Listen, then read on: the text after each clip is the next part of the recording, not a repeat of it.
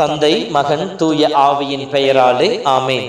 மூவொரு கடவுளுடைய அருளும் ஆசீரும் பாதுகாப்பும் வழிநடத்துதலும் உங்களோடு இருப்பதாக. இயேசுவில் அன்பு சகோதர சகோதரிகளே, தூய ஆவியின் பெருவிழா பெந்தகோஸ்து விழாவை இந்த நாளில் நாம் கொண்டாடி கொண்டிருக்கின்றோம். இந்த நாளுக்கான இறை ஆசீரோடு கூடிய வாழ்த்துக்களை ஒவ்வொருவருக்கும் தெரிவித்துக் கொள்ளுகின்றேன்.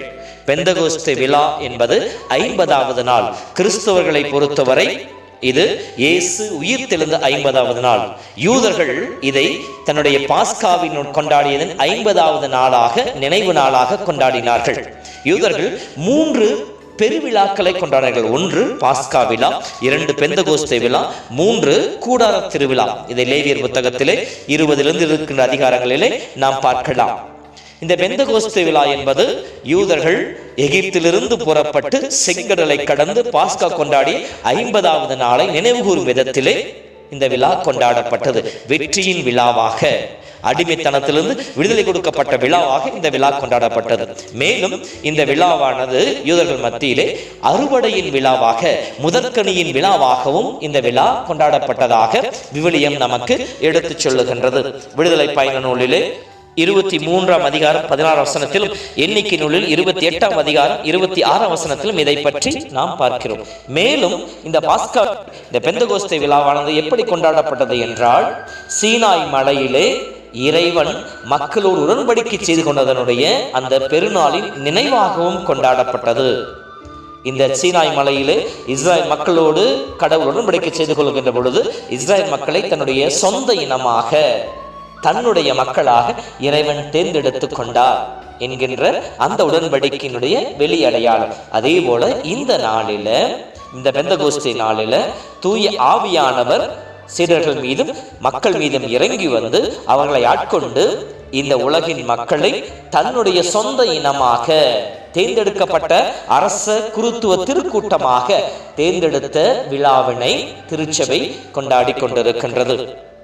ஏனெனில் இந்த பெந்தகோஸ்து விழாவிற்கு முன்னால் திருத்துதர் மனையிலே இன்றைய முதல் வாசலை படிக்கின்ற பொழுது அங்கே கூடி வந்த மக்கள் எப்படி இருந்தார்கள்? அவர்கள் கிரேக்கர்கள், யூதர்கள், பார்த்தியர், மேதியர், மெசபதோமியர், கலிலேயர் என்று சொல்லி அழைக்கப்பட்டார்கள். அவர்கள் வாழ்ந்த இடம், அவர்கள் பேசிய மொழி, இதன் அடிப்படையிலே தான் மக்கள் அழைக்கப்பட்டார்கள். ஆனால் இந்த பெந்தகோஸ்து விழாவிற்கு பின் ஆவியால் ஆட்கொள்ளப்பட்ட மக்கள் அவர்கள் சென்ற இடங்களிலே சாட்சி வாழ்கின்ற பொழுது அவர்கள் எவர் அழைக்கப்பட்டார்கள்?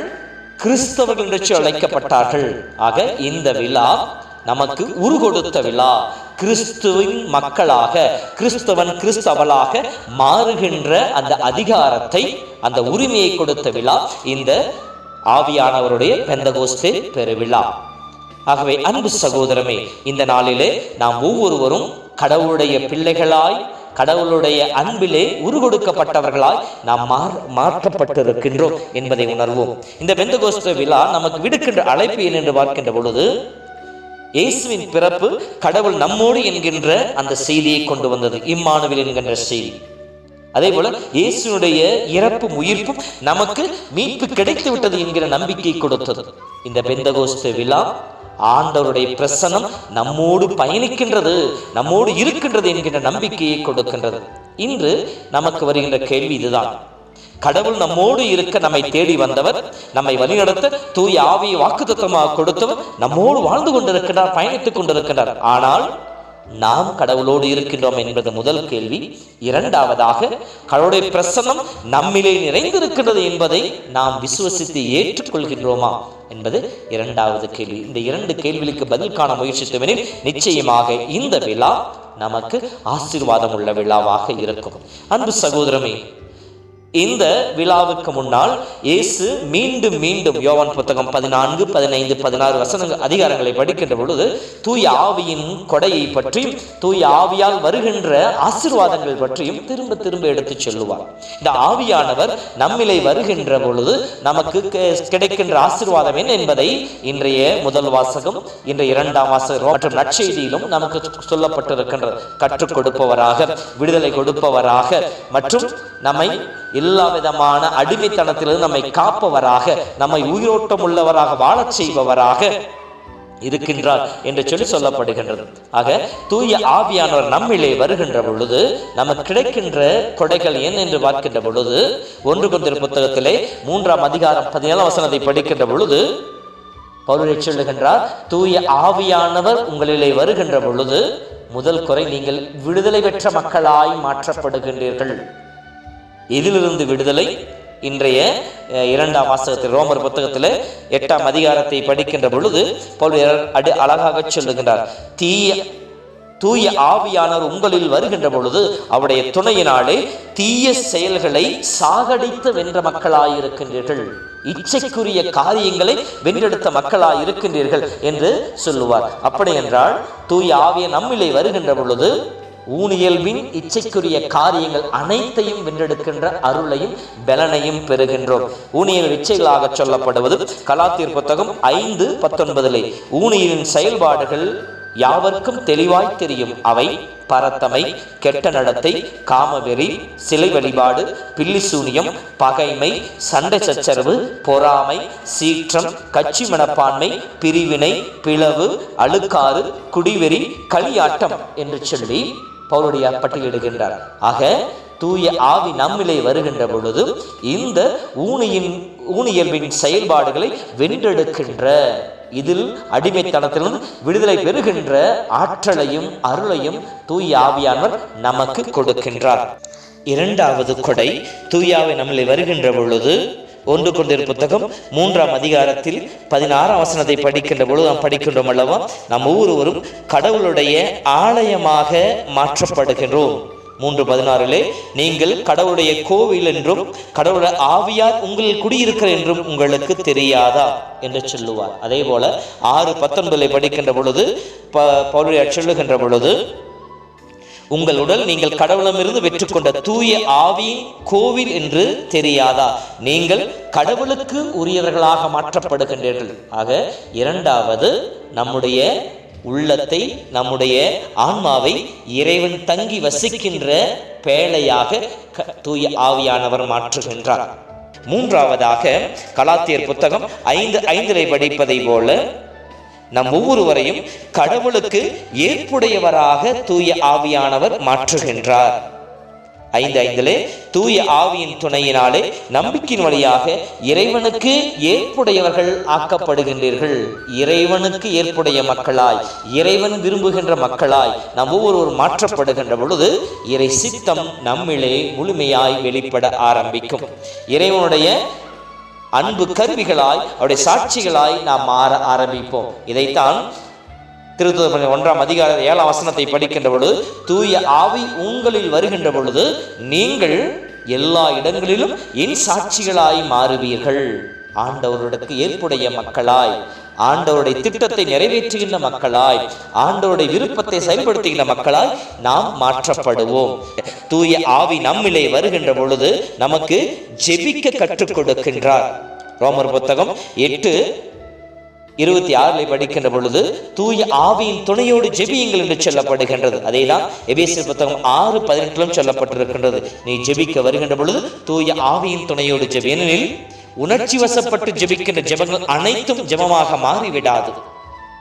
மாறாக உணர்வு பூர்வமாக இறைவனுடைய திட்டத்திற்கு ஏற்றாறு போல அவருடைய இசைவுக்கு ஏற்றபோல் நம்முடைய கருத்துக்களை மாற்றி ஆண்டவர் கரங்களிலே சமர்ப்பிப்பாராக தூய ஆவியானவர் செயல்படுகின்றார். அதைத்தான் ரோமர் 8 படிக்கின்ற பொழுது தூய ஆவியானவர் தமது வலுவற்ற நிலையில் நமக்கு துணை புரிபவராக இருக்கின்றார். ஏனெனில் எதற்காக எப்படி நாம் இறைவனம் வேண்ட வேண்டும் என்று நமக்கு தெரியாது. தூய ஆவியானதாமே சொல் வடிவம் பெற முடியாத நம்முடைய பெருமூச்சுகள் வாயிலாக நமக்காக பரிந்து பேசுகிறார் என்று சொல்லி கடவுளுடைய விருப்பத்திற்கேற்றார் போல நம்முடைய ஜெபங்களை கடவுளுடைய கரங்களை ஒப்புக் கொடுப்பதற்கு நமக்கு துணை புரிபவராக இருக்கின்றார். ஆக அன்பு சகோதரமே, தூய ஆவின் பெருவிழாவிலே அவர் கொடுக்கின்ற விடுதலை, அவர் கொடுக்கின்ற தூய்மையின் வழியாக கடவுள் இல்லமாக மாறுவது, அவரோடு இணைந்து அவருக்கு உகந்த மக்களாய் அவருக்கு ஏற்புடைய மக்களாக மாற்றப்படுவது, மேலும் கடவுள் கொடுக்கின்ற வாழ்வையும் அமைதியும் பெற்றுக்கொள்வது, ஜெபிக்கு கற்றுக் கொடுப்பது, இந்த ஆசிரியரை நாம் பெற வேண்டும். நான் செய்ய வேண்டியது என்ன? தூய ஆவியினுடைய அபிஷேகத்திற்கு ஆக ஜெபிக்கணும். அதே போல இறை வார்த்தை சொல்வது, தூய ஆவிக்கு வருத்தம் கொடுக்காதீர்கள். நம்மிலே வாழ்கின்ற தூய ஆவியானவருக்கு வருத்தம் கொடுக்க கூடாது. இரண்டாவது, தூய ஆவியானவரை இழந்து விடக்கூடாது. ஒரே ஒரு உதாரணத்தோடு முடிக்கின்றேன். பழைய ஏற்பாட்டில் 1 சாமுவேல் புத்தகத்தை படிக்கின்ற பொழுது 15 இருக்க அதிகாரங்களை படிக்கின்ற பொழுது கடவுள் சவுலை தேர்ந்தெடுப்பார் தன்னுடைய முதல் அரசனாக.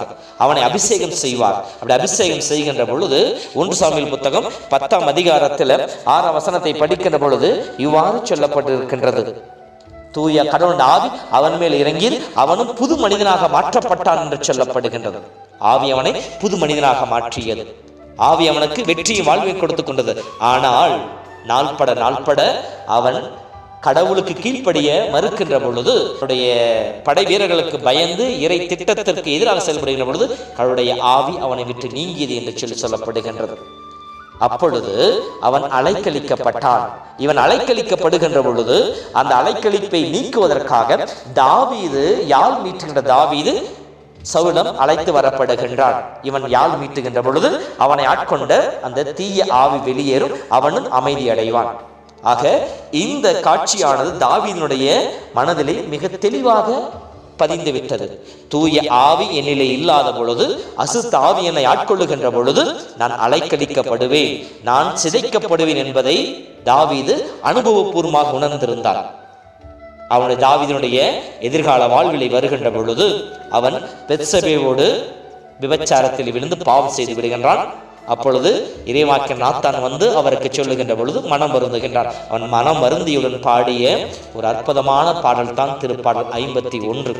இந்த 51வது திருப்பாடலை நாம் படிக்கின்ற பொழுது தான் மனம் வருந்தி மன்னிப்பை கேட்கின்ற பொழுது அவன் பாடுகின்ற பாடலை பாருங்கள். திருப்பாடல் 51 10 11 12 படிக்கின்ற பொழுது, கடவுளே தூய்தர் உள்ளத்தை என்னுள்ளே படைத்தருளும், உறுதி தரும் ஆவியை புதுப்பிக்கும் ஆவி என்னுள்ளே உருவாக்கியலும் என்று சொல்லிவிட்டு தொடர்ந்து வருகின்ற வசனங்களிலே, உமது முன்னிலிருந்து என்னை தள்ளிவிடாதையும் உமது ஆவியை என்னிடமிருந்து எடுத்து விடாதேயும் என்று சொல்லி ஜெபிக்கின்றான். ஏனெனில் அவனுக்கு தெரியும் தூய ஆவி வெளியேறியது என்றால் அவனுடைய வாழ்வு ஒன்றுமில்லை என்பதை.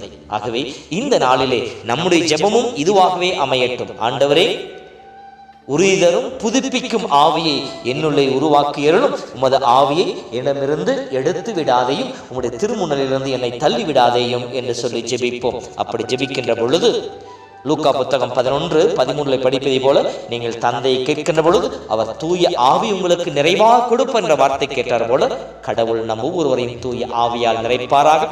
ஆவின் அபிஷேகம் பெற்ற மக்களாய், கடவுளுடைய பிள்ளைகளாய், கடவுளை அப்பா தந்தை என்று அழைக்கின்ற உரிமையில் வாழ்வோம். அருள் வேண்டுவோம். ஆமேன்.